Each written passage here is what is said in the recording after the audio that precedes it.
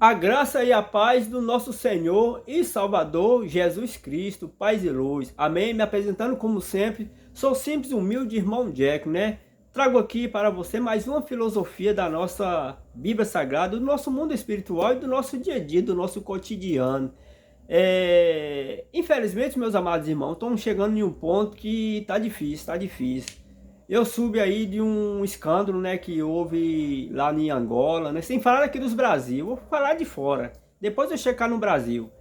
E então, um amado irmão, né, denominado pastor, que estava ali, né, trabalhando ali, parecendo tudo ok, mas infelizmente trouxe o escândalo na casa do Senhor, na qual ele está preso e a sua denominação está fechada. Por quê? Por pregar uma coisa, pregar o nome de Deus, mas viver o seu próprio ego, amém? Fazer a vontade da sua carne. E assim, são muitos e muitos, voltando aqui para o Brasil, né? A gente tem líderes religiosos na qual o homem denominado a pastor, homem que tem um título, que tem um chamado, que tem ordenança, que tem um dom, amém? Não é porque ele tem um dom, um título, ordenança, chamado, pastor, que você deve confiar. A Bíblia diz, maldito é o homem que confia no outro. Então você deve o que? Vigiar. Se a Bíblia tem ali acutelar e vigiar, amém? Então você tem que vigiar todo o tempo da sua vida para que você não seja enganado ou pego de surpresa pelo seu inimigo. Talvez o seu inimigo possa ser aquele irmãozinho ali que se diz pastor, né? Ele é o pequeno pastor, o maior e o bom pastor é apenas Jesus Cristo. Esse sim é o bom pastor que dá a vida por você e por mim, assim como ele deu, né? E ele mostra, né, que ele é digno de toda honra e toda glória. Mas o homem, esse pequenininho que pode ser eu ou pode ser você que assim escuta esse áudio, nós não somos o bom pastor, nós temos um título, enfim, é uma ordenança na qual nós deve não, o pastor deve levar o maior número de ovelha, ou melhor, de alma, até Jesus Cristo, quer dizer, até a salvação das vossas ovelhas, né? Que a salvação ela é individual, o pastor não salva, mas ele orienta, amém? Nós temos homens denominados pastores, né? Que são os pequenininhos, peixinho pequeno, aqueles que nos traz uma certa lição espiritual através da Bíblia.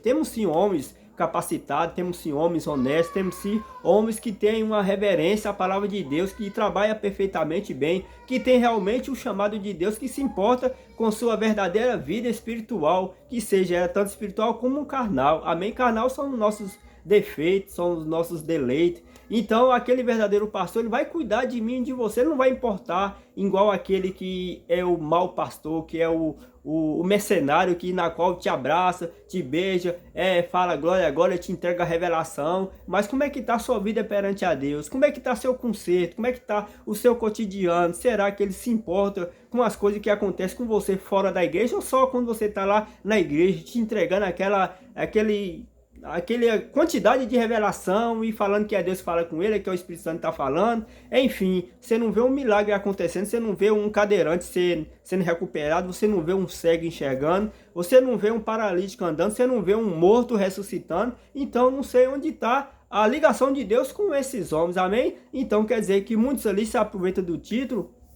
e acaba fazendo as nossas igrejas, né, o templo que na qual nós vamos buscar Deus em verdade e em espírito, em harmonia com outros irmãos, acaba fazendo de comércio uma empresa para ele ganhar dinheiro, para se beneficiar. Tem muitos, vão botar 90% dos irmãozinhos denominados pastor, que são mercenários, que se preocupam com o que você pode beneficiar ele. Então ele usa aquele argumento, usa aquele tempo dele ali como trabalho, por isso que ele cobra dízimo, cobra altas ofertas e contribuições, porque ele não vê ali do jeito que você vê uma igreja, você vê um pastor ali na frente, mas ele te vê como uma fonte de renda e o lugar onde ele trabalha ali é um trabalho, é uma empresa dele se manter. Muitas vezes ele tem aquela coisa com você porque você automaticamente você está sustentando ele, você está dando a condição dele comprar um bom carro, uma boa casa, uma boa moto, você dá a condição dele botar os filhos dele numa boa escola, ter um bom ensinamento com bons professores. Então ele vai cuidar de você com interesse no que você pode retribuir para ele, mas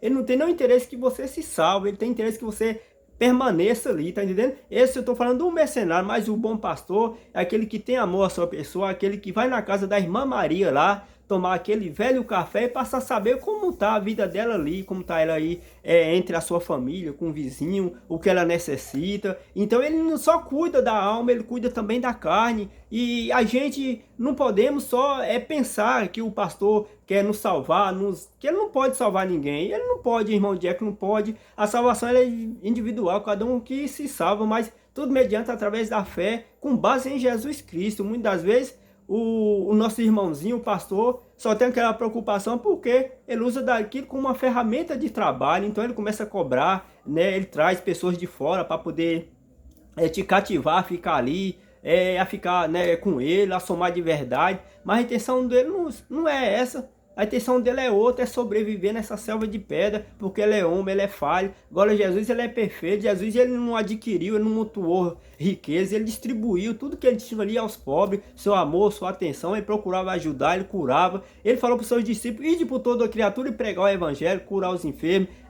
limpar os leprosos, ressuscitar os mortos, expulsar os demônios, e assim vice-versa, tá entendendo? Então, onde esses homens de hoje, 90% que eu falo, não faz essas coisas, porque não tem um compromisso certo com Deus, fala de Deus da boca para fora. Mas nós temos sim homens denominados pastores, né, que tem aquele verdadeiro compromisso com Deus. Basta você ver a sua ação. Meu irmão, você tem a Bíblia no seu poder de condição de você estar examinando, carregue, vá para a igreja, vê o que ele fala ali, se está na Bíblia, cobre santidade do seu pastor. Ele é um homem, muitas vezes, não é que ele é ruim, mas ele é levado por aquilo que ele acredita e quer. Muitas vezes pode ser o inimigo usando ele ali, né?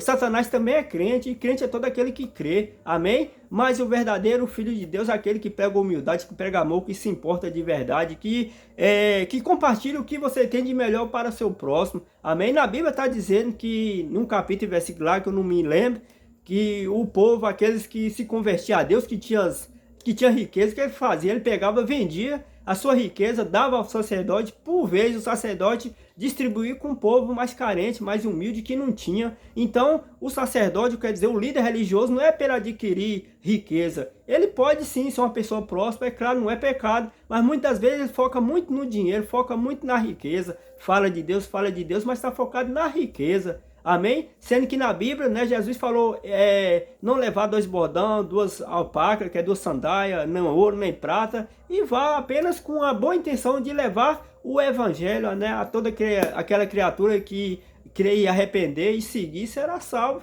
né? Então Deus não manda nós adquirir riqueza espiritualmente. Um líder não pode ser essa pessoa, não pode querer das pessoas apenas isso. Tem que se preocupar com sua ovelha. Eu estou falando de preocupação, de ser o verdadeiro pastor, de fazer o trabalho pastoral, de administrar a vida das ovelhas de acordo com o que a Bíblia manda, de se preocupar. Amém? Então, meus amados irmãos,